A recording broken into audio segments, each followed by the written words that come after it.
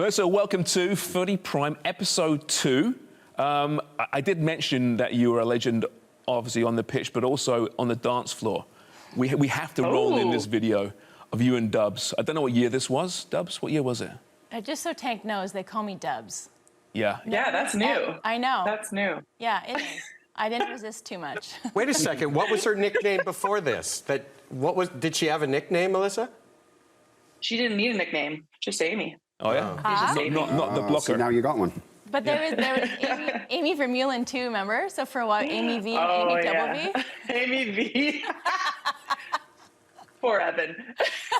So that dance video, which has gone viral, it's the two of you, like I say, I don't know what year it was, just busting a move. Was it post-match, presumably, or was it pre-match? No, that was pre-match. Was it pre-match? Yeah. Was that a common thing? That should be post-match. I think back then, I mean, absolutely a common thing. And I don't know if there was a rain delay. I don't know what was going on. It was against, rain delay. And I'm pretty sure it was against the U.S. in the finals. And what better way to prime yourself? This is before sports science, guys. So priming yourself was a little different back then. You're really dating me here. But it did kind of show, I guess, that team, that generation of players, right? You always talk about it, Dubs, you know, how tight that group was, and that room was. That was an example. Was that a big part of your success back in those days? You really did like each other. Oh, 100%. And honestly, we were centralized as well, right? And you would think that we'd train and go home and just be away from everyone, but we would train and then go home and spend time with each other, like every single day. So, you could definitely tell. And I think that's what kind of set the precedent on that team. And, you know, those friendships are still going on to this day, and still some of the players still playing with each other. It was wild to see. It was also cool to see, like, there'd be me and you dancing, there'd be KK around, there'd be like a group who had to do things a little bit livelier before the game, and there were people with their headphones on, and like people with just doing different things before a game, but everybody's sort of coexisting together, right? Oh yeah, it's. I mean, I think Rian was the podcaster. You know, books on even tape. In that video. Yeah, books on tape, definitely not podcast at that time. And even in that video, you could see like certain people are just like, my mom actually watched it and she was like, why aren't they watching you guys? Like she would get upset. She's like, why aren't they loving you dancing? I was like, Mom, this is pre-game.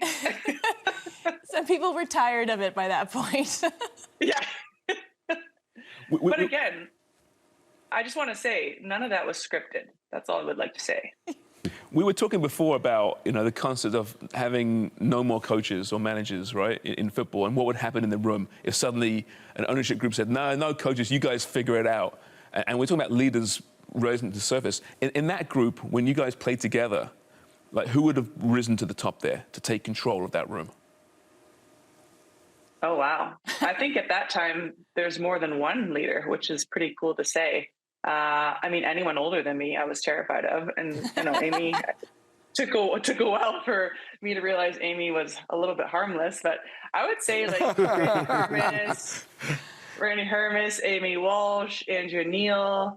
I mean, who was in that locker room at that time? I mean, if it was Charmaine, Shirolta, Latham, like these are players that you would definitely listen to if they spoke. And yeah, no ifs, ands, or buts. Karina, I mean, sometimes Karina, I'd be like, come on. Yeah. But I mean, for the most part, we had a ton of leaders. We were blessed with a lot of leaders in that team. Do you feel like it took you a while? Because you became a leader yourself, and you're always a leader in your own right, but maybe other people were taking up a little bit more space. So what was it for you that allowed you to sort of fully express yourself and take your place as a leader?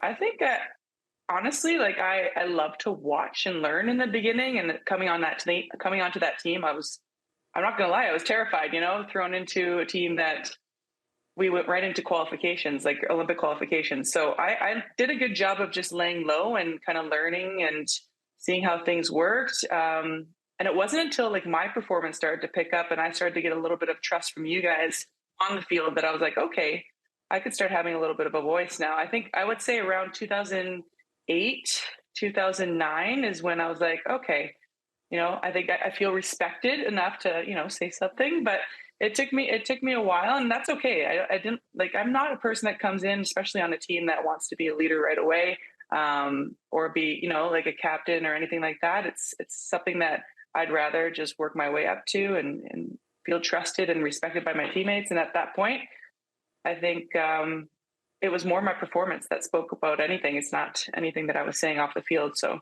that's when I felt comfortable. Now, you retire.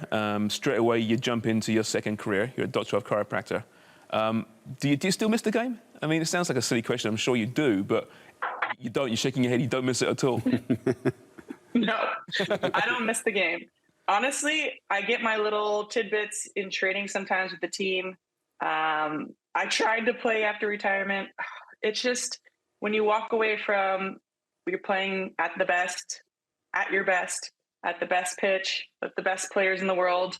It's very different than coming and playing on turf on a Sunday evening and it's freezing. So I don't miss it. I love to watch it. I still watch it all the time. I'm still around it as much as I can be. And yeah, I don't miss it. My partner and I speak about that all the time because she's starting to have a little missing moment right now, but she's super young, so I get it. But no, I think I'm over it. Well, I know I'm over it. You obviously, being a doctor as you are now, you understand the human physique better than anyone. There's an epidemic right now in women's soccer. Knee injuries, ACLs. You did your ACL when you played, actually, I believe, as well. Are we at a point now where football's waking up and realizing that training methods for women athletes should be different and needs to be different to men, especially in football? I mean, let's hope so. I feel like I tore my ACL 23 years ago, and it was an issue back then that we spoke about. It's wild. I think it's taken a lot of big namers being out of big tournaments to kind of get people's attention, but especially now the calendar is totally different for the women's players. It's jam-packed. They're being asked to play in everything throughout the year with maybe a month off. And you're right, the resources aren't there, and we're starting to pay attention. Yes. I mean, Nike has the new cleats out that I'd love to try. I've got a pair myself. But we need to get on top of this. Everyone says if this were the men's side, obviously there'd be millions of people, millions of dollars being put into it. But it's your daughter. It's, it's going to be my daughter, hopefully one day, that I need to protect. And we just need to figure it out. It's hard to watch that it's still happening. Congrats, by the way. You're a new mom. Oh, just drop that, eh? Yeah. But that's fabulous. But how do you think that will has it impacted your practice? Because you own a clinic in Vancouver, and then you'll still be traveling with the national team. Will she make the trip with you? Yeah, so I will not let anything impact my time with the national team because I love it so much. So Ren will definitely be joining, and Julia, my partner, will be joining as well. That's great. I mean, I think it's going to be so fun. I think that environment now has been so kid-friendly and baby-friendly, and hopefully friendly for players in the future as well to bring their little ones. So yeah, going to join. Melissa, you're the biggest thing I know you from is Amy's, obviously from your time at the national team, but it's also the dance off. So I'm going to challenge you. I actually did a little dance that JC took. You retweeted it. So I Yes. thought, oh, Wonger's. I think the three of us we should become a dance pack. So that's number one. Number two, I think that I love your green screen video you have behind you. Where did you get that one from? It's spectacular. I don't know why you'd ever travel anywhere else from there. That is amazing.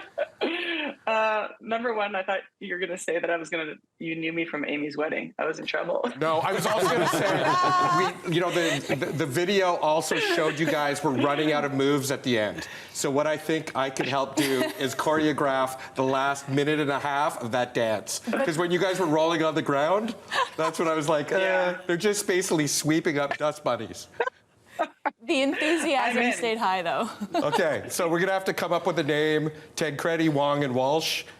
We're going to come up with a dance pack name. Okay, I love it. Okay. That already sounds catchy. Hey, Jimmy, very quickly, were there ever dance-offs in the men's room before a match? And if there were, who would it be? I'm really curious. I used to dance. I used to dance. Yeah, I a lot. bet it'd be you, yeah. No, I was. I could move. Could you? Not now, but I like to have a little dance. That little some that shade. head, that wasn't convincing. tell with the neck. I know. You know, I What's was that? into it. I just got It's like your a old vision boxing a stuff. vision of Jimmy and, like, I don't know, Paul Stalteri having this dance. It's gotta be Sully would never dance. D-Row. It's No. gotta be D-Row. D-Row would have a little dance. Oh, I would dance. That would be terrible, you guys. I mean, I would not Oh, watch well, that. that's sexist. Oh, yeah, I please. want in this, a little dance competition. All right, we're I'm gonna do in. it. We're gonna do it. A head spin here. Okay, I'll be a judge, saying dancing. You guys Trust do me. it and let Tank be the got the two judge. left. You can there judge you it. go. Listen, Melissa, thank you so much. There's tons of fun. Congratulations on everything, and we'll chat to you real soon, hopefully. Absolutely. Thanks for having me.